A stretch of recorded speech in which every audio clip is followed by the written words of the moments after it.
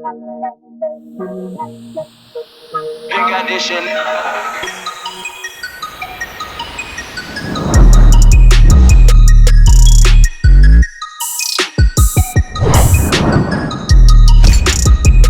What is up, everybody? TechChucker here, and today I've got a review for you of the Mezco Toys 112 Collective Netflix Punisher. Now, this is one of the figures that I was so excited to be able to get when I first saw Mezco reveal this one. I knew I absolutely had to have it, and the guys at the CollectorZown hooked me up. They hooked me up really good with an awesome deal. So I would highly recommend that you guys go to the CollectorZown.com. It is CollectorZown.com. Check out their store, but even more importantly, go on Facebook and join the CollectorZown Cantina.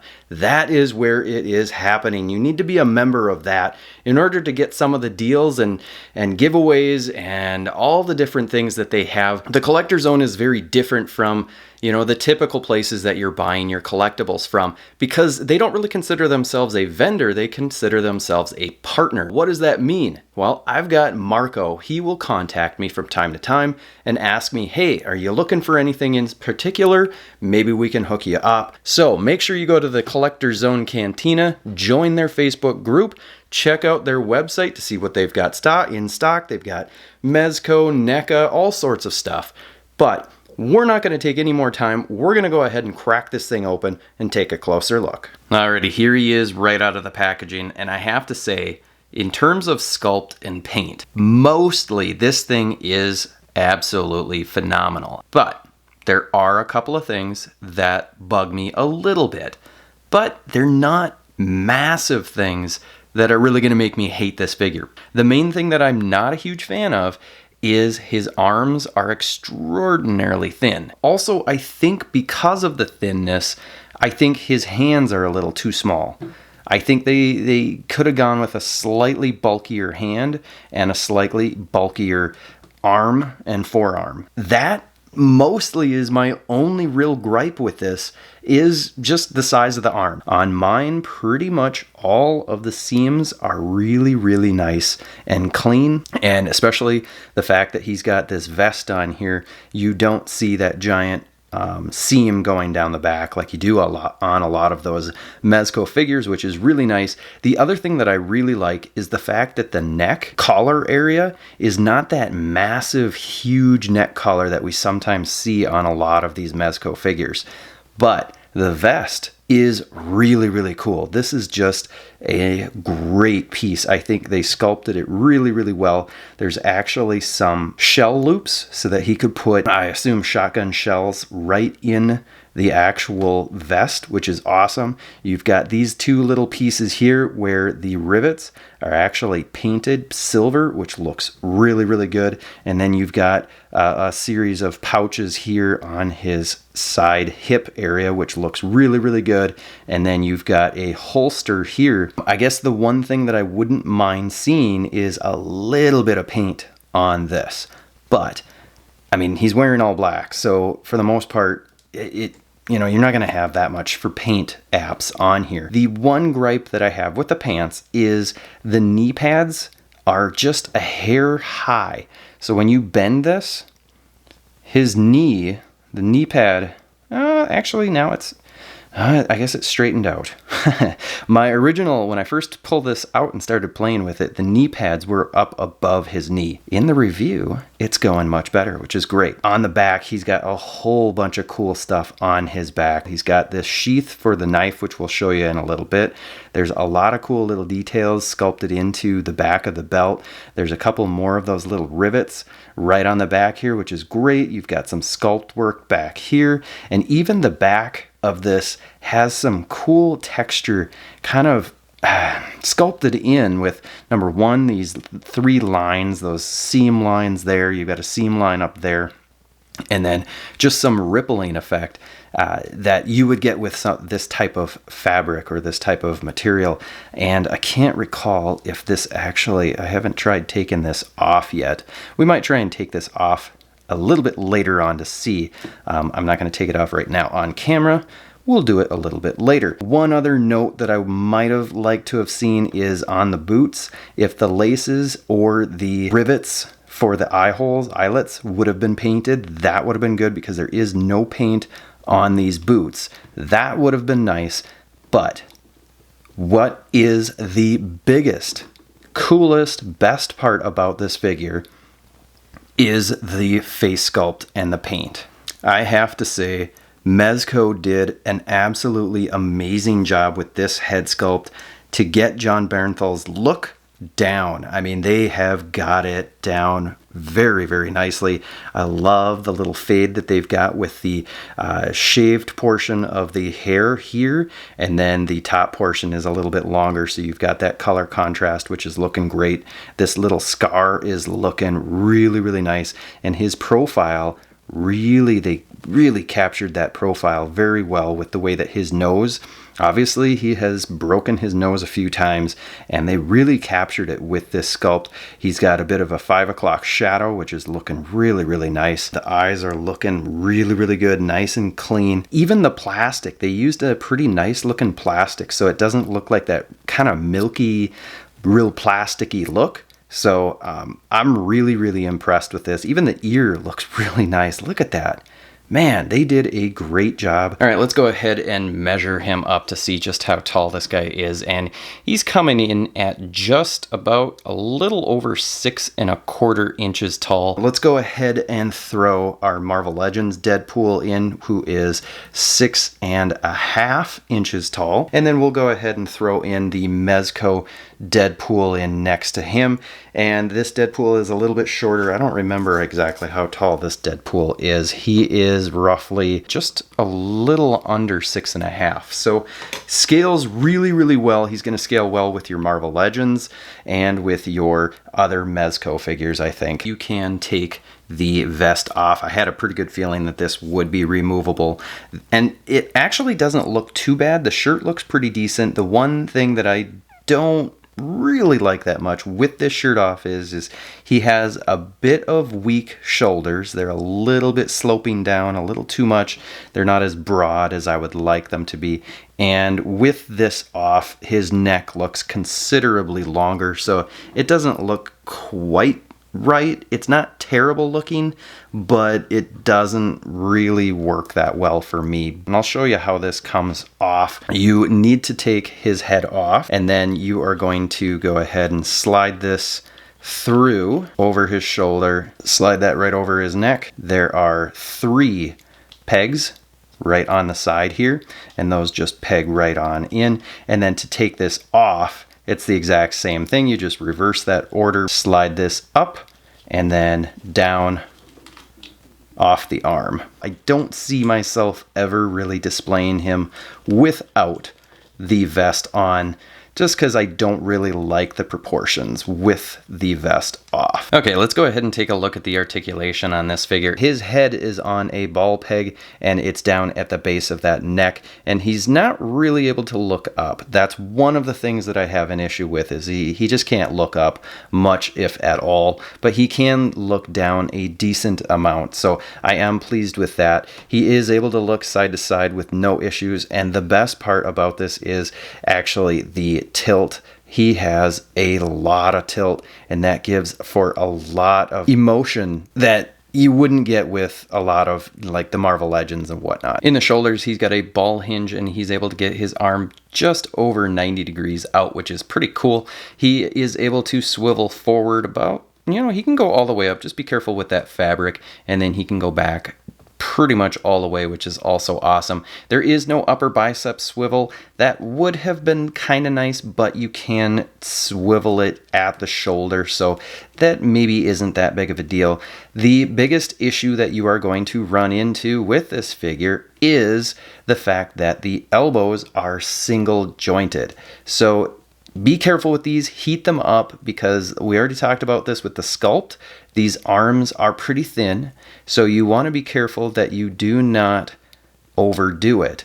There is a swivel at the elbow, at the top of the elbow, and he can get 90 degrees. So for those of you who like putting your Punishers into really dynamic poses where he's holding a rifle, and aiming and whatnot, you might struggle with this joint. It is limited to 90 degrees, which is a bit of a bummer. That's probably my biggest issue. In the wrist, he has a ball hinge, and that works really, really well. You can curl his wrist in that much, and you can curl it up that much, and you have the full rotation range of motion on that. So nothing getting in the way with that. In the torso, with the flak jacket on, he doesn't have much of anything for the upper torso. We'll show you that in a little bit, what he has with this vest off. So he does have a waist swivel, and he's actually got a pretty good range of motion. Just don't go too far and rip your fabric, because his shirt, this undershirt, is attached to the pants. So don't go too far, otherwise you're going to start tearing at the seams. Moving down into the hips, I believe he's got T-jointed ball joints in those hips, and he's really only able to do the splits about that much. He's able to kick forward about this far, which, you know, is a little bit limiting. I wish it was a little bit further. He can kick back a pretty good amount, which is really nice. I like that. That's really good. And then there is an upper thigh swivel that works pretty good. It gives you a lot of range of motion. You can actually get that leg all the way sideways, which is great. There are double jointed knees. Those work really, really well, all the way in half, which is awesome. There is no shin cut, but I don't really mind, because I don't really like the shin cuts. And he's got a ball peg in the ankle. And, you know, it's not too bad. He can get his foot back that far, and he can get his foot forward about that far, which isn't too bad. I'm pretty pleased with that. It does swivel, and there is also a pretty darn good ankle rocker, though I never like it when the ankle rocker is better going out than it is going in, because nobody really needs an ankle rocker going out. I'll just go ahead and show you the little bit of articulation that there is in the torso that you would be losing once you put the vest on, and you'll just realize that you're not really missing out on that much. There is, I believe, a ball peg, probably not a double ball peg, and that doesn't really go forward at all much. It does go back just a hair, not much, and then you already have that waist swivel and waist ab crunch, but you really aren't missing out on a whole heck of a lot. You are able to twist that and twist it here, and that is, you know, you do lose a little bit of that with the vest, but, you know, it's not that much. And even the side-to-side crunch, really not that much. So with this on, you're really not losing out on much of any, and it doesn't really hinder the shoulders all that much either. So you're really not losing anything by having this thing on. So Mezco is known for their accessories, the quality of their accessories, and the quantity. And I have to say, he comes with a fair number of them, but I don't feel overwhelmed by the number of accessories, if that makes sense. It's not like there's a massive number of accessories that this guy comes with. First off, he comes with a total of 4 sets of hands, and that includes the fist hands that are actually on the figure in the packaging. They look nice enough. They're sculpted well. I already mentioned, I think they're a tad small. There's not really much for paint on them either, and so that is a little disappointing. He comes with also these slightly open hands, and these are used to hold his knife. And then he comes with these somewhat open hands. And then last but not least are 2 trigger finger hands, 1 for each side, which is great. He comes with these 2 handguns, and then this knife and this additional magazine. And we'll start off with this handgun. It is looking really, really nice. I think they did a great job with it. I really love the handle, the fact that it is painted with this somewhat creamish color on the actual handle. That looks really, really nice. I love that the hammer is actually painted silver. That also looks really, really cool. It doesn't move, but that's totally fine with me. And then you can see that little bit of silver right there, which is also really cool. And even better is this thing is articulated. It will, if I can get it to, it will come back. And then the other thing is this magazine will come out. There is a round in there, and it's painted. You actually have the bullet. You can see the bullet is painted differently from the casing, which is pretty sweet. We get 2 of these magazines and they are looking really, really good. Next is the revolver. I like the wood handle. There's some really nice sculpt work on the actual handles. And the cool part also is this spins. I don't remember what that's called, the revolving part. Maybe do they call that a magazine on a revolver? I don't know, whatever it is, it does spin. Just be careful. It would have been cool if this was hinged so that it could break open, but it doesn't. And then last but not least is this knife, and this is really looking very, very cool. I like the sculpt work on the actual handle. I like the brown that they've got. It's kind of a tannish. It looks really, really nice. One thing that I would have liked to have seen is maybe a silver edge.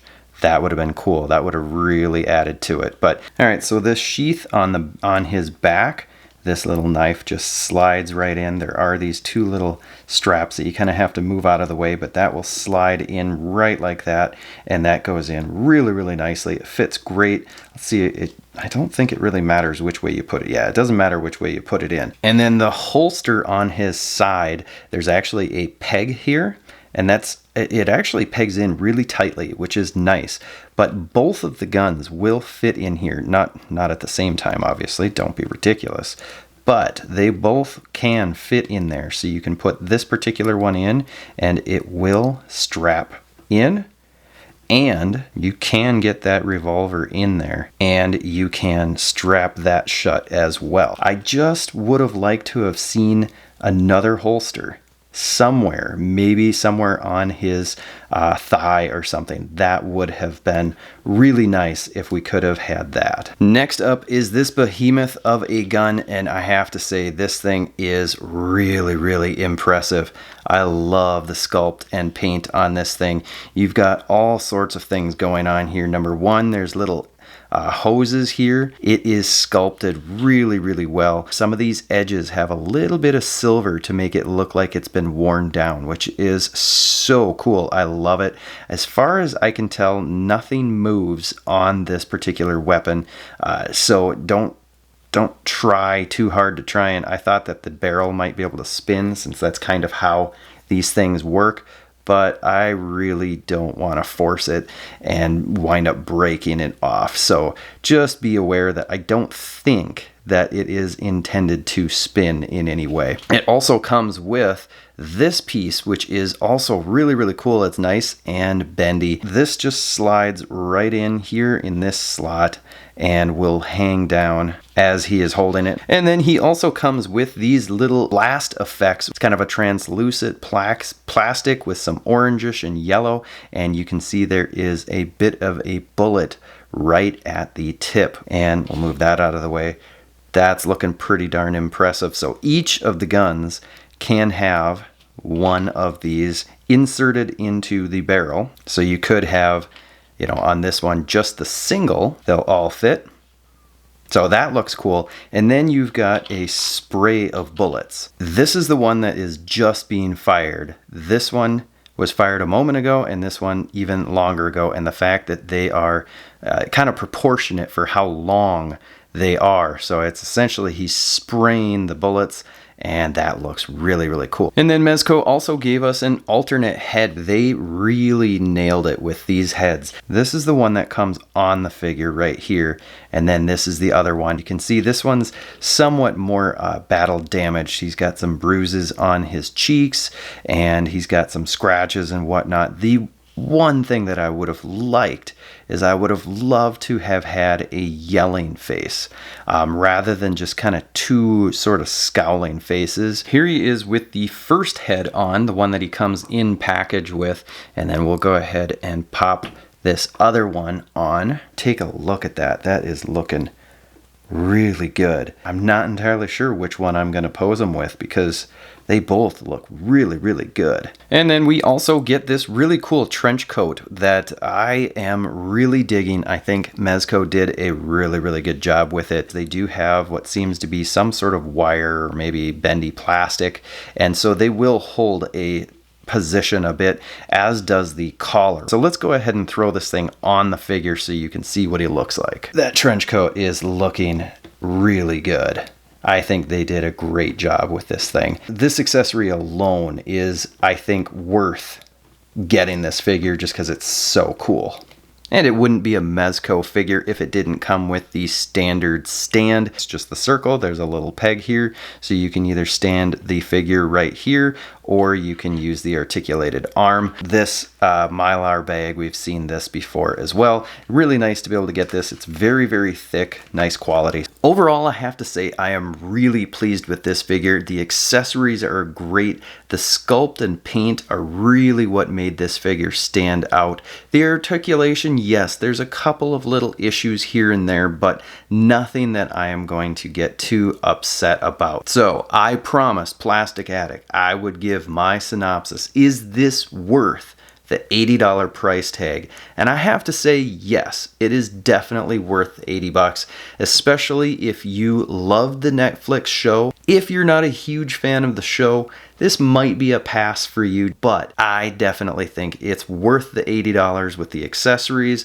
the amazing sculpt and paintwork, and the pretty decent articulation. So I gotta say one more thank you to the Collector Zone. Go check them out, collectorzone.com, and make sure you join the Facebook group, the CollectorZown Cantina. Make sure you leave a comment below. What do you think of this figure? Is it a pass? Is it a must-have? I'd love to know your thoughts. Hit the like button, hit the subscribe button if you haven't already, and until next time, I will see you later.